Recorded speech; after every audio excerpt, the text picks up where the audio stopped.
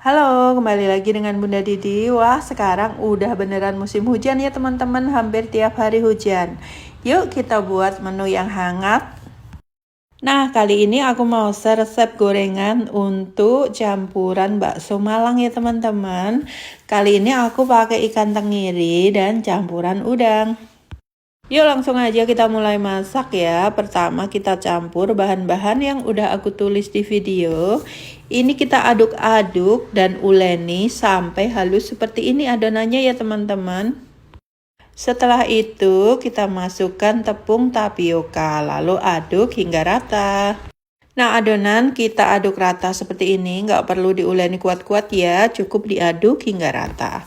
Kemudian setelah adonan rata, kita tambahkan daun bawang. Setelah itu tinggal kita isikan adonan tadi ke kulit pangsit. Ini aku pakai kulit pangsit yang aku potong kecil-kecil karena aku kemarin belinya itu agak besar. Kemudian kita goreng hingga matang.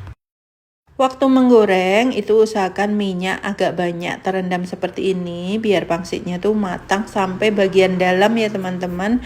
Terus apinya jangan terlalu besar, jadi biar nggak cepet gosong kulit luarnya. Hasilnya biar cantik seperti ini ya. Oke, tinggal sajikan untuk pelengkap bakso. Selamat mencoba.